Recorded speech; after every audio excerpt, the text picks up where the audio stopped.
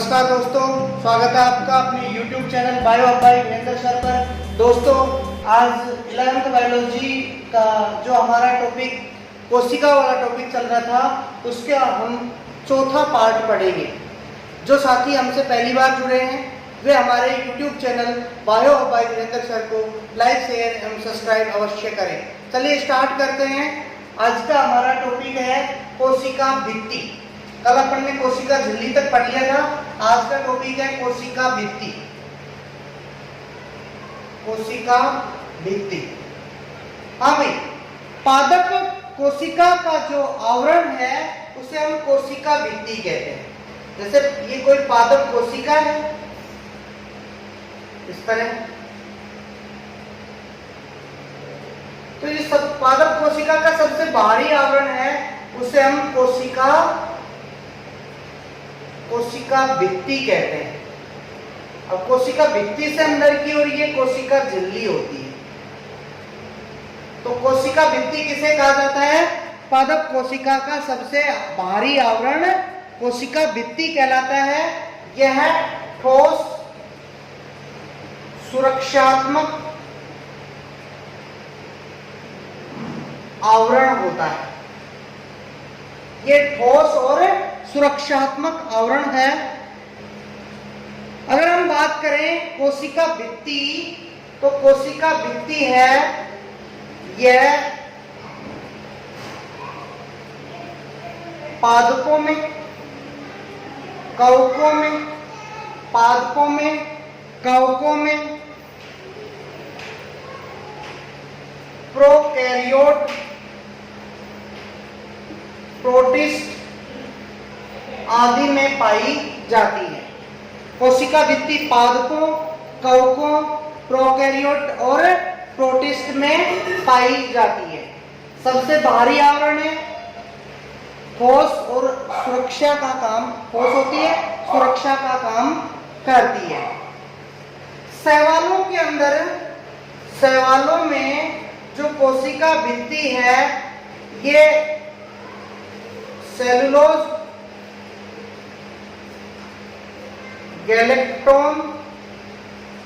गैलेक्टोन और मेनोन की बनी होती है। शैवालों में कोशिका भित्ति सेलुलोज, गैलेक्टोज और मेनोन्स की बनी होती है। और पादपों में कोशिका भित्ति है वो सेलुलोज, हेमीसेलुलोज, पैक्टिन और प्रोटीन से बनी होती है। शैवालों की जो कोशिका भित्ति है वो तो सेलुलोज, गैलेक्टोज और मेनोन्स की बनी होती है, जबकि पादपों की कोशिका भित्ति सेलुलोज, हेमीसेलुलोज, पैक्टिन और प्रोटीन से मिलकर के बनी होती है। यानी यहाँ पे प्रोटीन का जो अंश होता है वो बहुत कम मात्रा में होता है, मुख्यतया सेलुलोज और हेमीसेलुलोज से मिलकर ही बनती है। अब हम बात देखें कि कोशिका भित्ति की संरचना। कोशिका भित्ति की संरचना हमारा अगला टॉपिक है,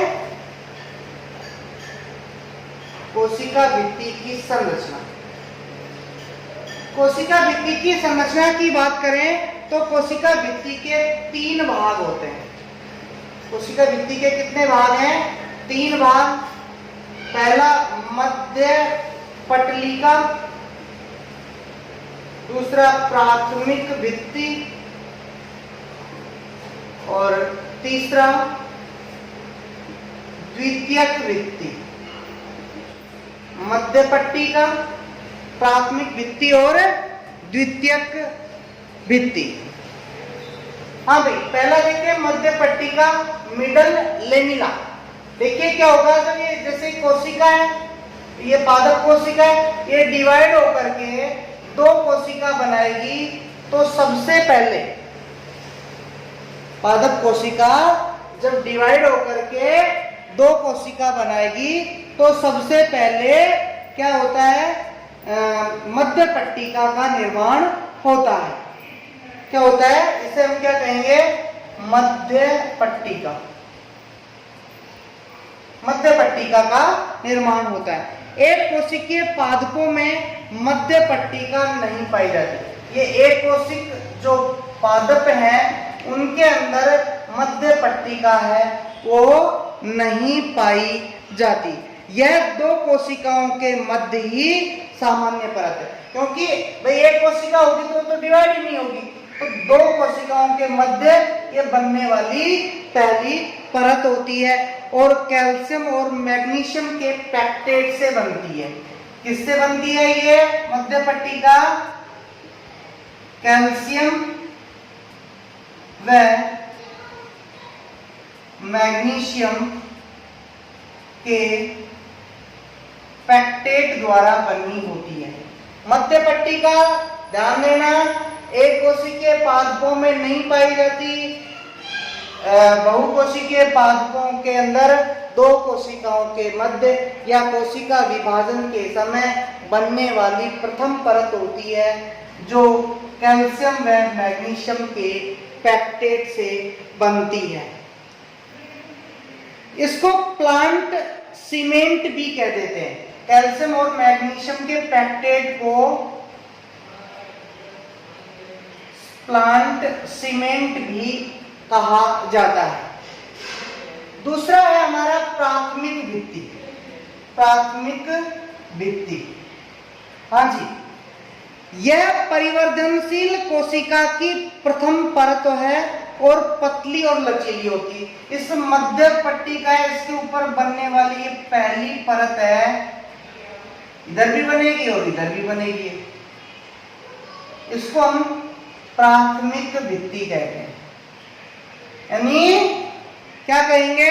परिवर्धनशील कोशिका की प्रथम परत है जो कैसी है? पतली और लचीली होती है। प्राथमिक भित्ति पतली एवं लचीली होती है। पतली और लचीली होती है, प्रथम परत होती है। कुछ कोशिकाओं में केवल प्राथमिक भित्ति ही पाई जाती है, कुछ में केवल प्राथमिक भित्ति ही पाई जाती है, यानी इसके ऊपर सेकेंडरी भित्ति का निर्माण नहीं होता। ये सेलुलोज, हेमीसेलुलोज, ये सेलुलोज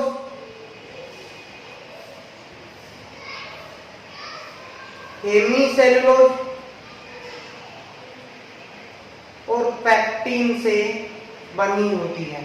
प्राथमिक भित्ति सेलुलोज, हेमीसेलुलोज और पैक्टिन से मिलकर के बनी होती है। तीसरी है हमारी द्वितीयक भित्ति।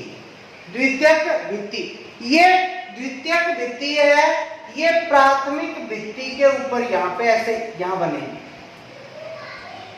ये है द्वितीयक भित्ति। हाँ जी, द्वितीयक भित्ति है वो कठोर और मोटी होती है, कठोर एवं मोटी होती है। द्वितीयक भित्ति कठोर एवं मोटी होती है और बनी होती है वही cellulose, hemicellulose, cellulose, hemicellulose, lignin, suberin से मिलकर के ये बनी होती है। दोबारा से समझो, कोशिका भित्ति की संरचना के तीन भाग हैं: मध्य पट्टिका, प्राथमिक भित्ति, द्वितीयक भित्ति। मध्य पट्टिका दो कोशिकाओं के मध्य बनने वाली प्रथम परत होती है।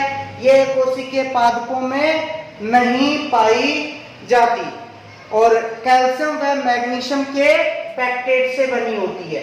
प्राथमिक भित्ति है वो मध्य पट्टिका के ऊपर बनती है, पतली और लचीली होती है और कुछ पादपों में केवल प्राथमिक भित्ति ही पाई जाती है। प्राथमिक भित्ति सेलुलोज, हेमीसेलुलोज एवं पैक्टिन से मिलकर बनी होती है। द्वितीयक भित्ति, प्राथमिक भित्ति के ऊपर द्वितीयक भित्ति का निर्माण होता है जो कठोर एवं मोटी होती है। द्वितीयक भित्ति सेल्यूलोज, हेमीसेल्यूलोज, लिग्निन और सुबेरिन से मिलकर के बनी होती है। नेक्स्ट हमारा पॉइंट है, अब हम पढ़ेंगे अंतःझिल्ली तंत्र या कोशिका द्रव के अंदर पाए जाने वाले विभिन्न अंग।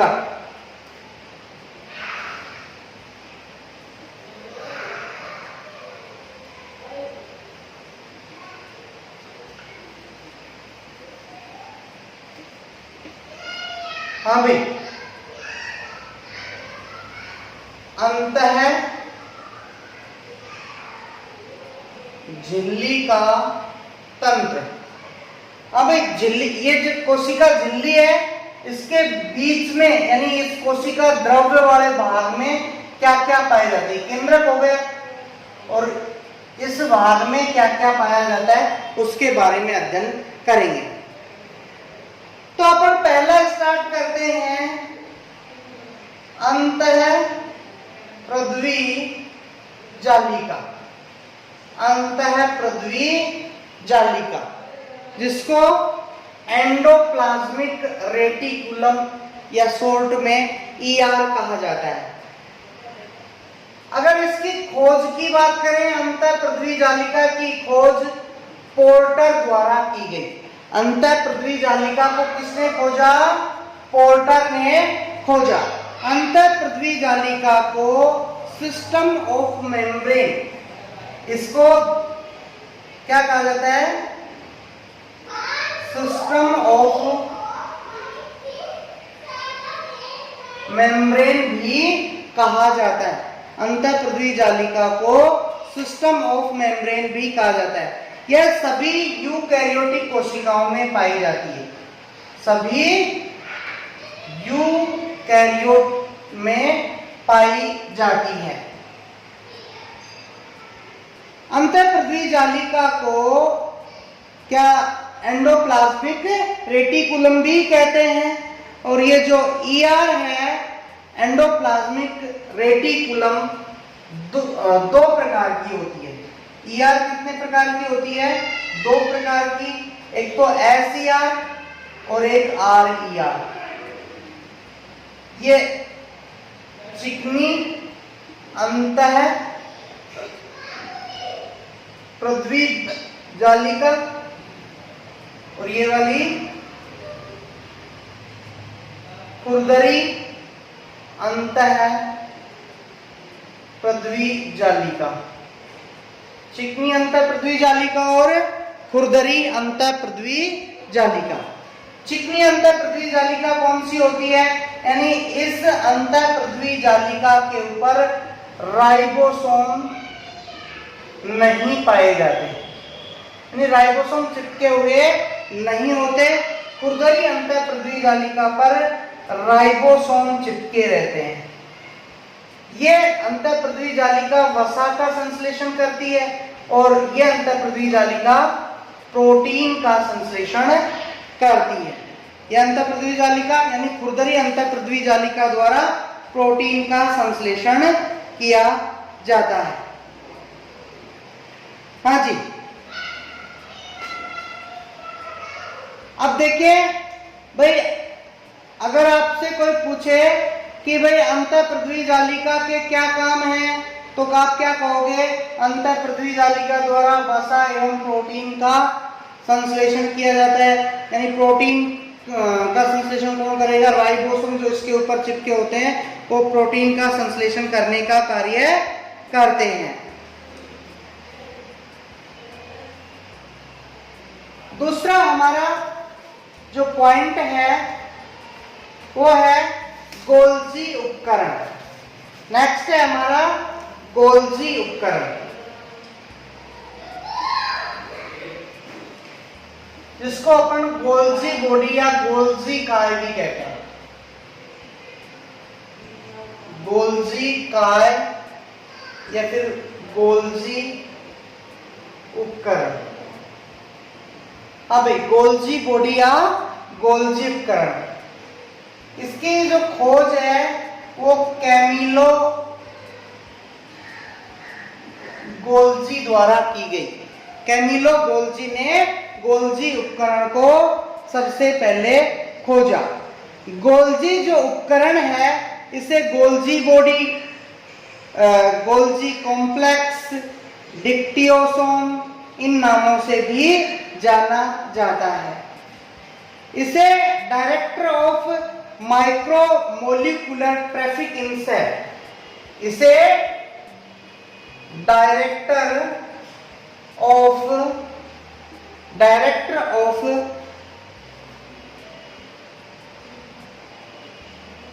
Micro molecular traffic in cell के नाम से भी जाना जाता है। गोल्जी काय को director of micro molecular traffic in cell के नाम से भी जाना जाता है। पादपों के अंदर गोल्जी काय को, पादपों में गोल्जी काय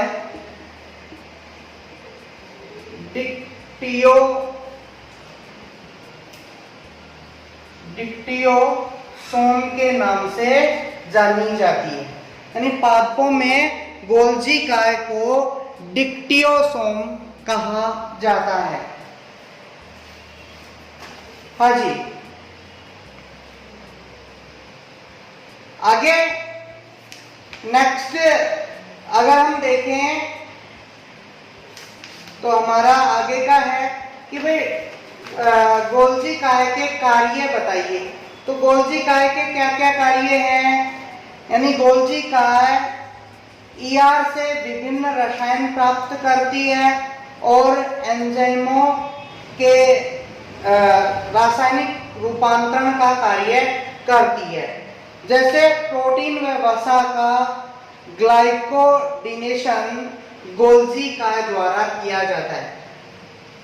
प्रोटीन एवं वसा का ग्लाइकोडिनेशन किसके द्वारा किया जाता है? गोल्जी काय द्वारा किया जाता है। गोल्जी काय लाइसोसोम के निर्माण में भी काम आती है। गोल्जी काय लाइसोसोम के निर्माण में भी काम आती है। अंतःस्रावी ग्रंथियों से हार्मोनों के संश्लेषण में, यानी अंतःस्रावी जो ग्रंथियां हैं उनके द्वारा हार्मोनों के संश्लेषण में भी गोल्जी काय मुख्य भूमिका निभाती है। यानी ये हार्मोनों के संश्लेषण में भी ये अपना योगदान देती है, जो अंतःस्रावी ग्रंथियां स्रावित करती हैं। अगला हमारा है लाइसोसोम। लाइसोसोम जिसको लयन काय भी कहा जाता है। क्या कहा जाता है? लयन काय। हाँ भी, इसकी खोज डी डवे ने की। इसकी खोज डी ड्यूवे, डी डवे ने इसकी खोज की। ये सभी कोशिकाओं में लाइसोसोम की खोज डी ड्यूवे ने की। इसके लाइसोसोम के अंदर पाचक एंजाइम भरे होते हैं जो भोज्य पदार्थों के पाचन का काम करते हैं। लाइसोसोम के अंदर जो पाचक एंजाइम भरे होते हैं, कई बार दुर्घटनावश इसकी झिल्ली फट जाने के कारण पाचक एंजाइम संपूर्ण कोशिका में फैल जाते हैं और संपूर्ण कोशिका का ही पाचन कर देते हैं, जिससे कोशिका क्या हो जाती है? नष्ट हो जाती है। इस वजह से लाइसोसोम को कोशिका की आत्मघाती थैली या सुसाइड बैग कहा जाता है। आज के वीडियो में इतना ही। इस पाठ के आगे के टॉपिक हेतु हमारा नेक्स्ट वीडियो देखें। धन्यवाद।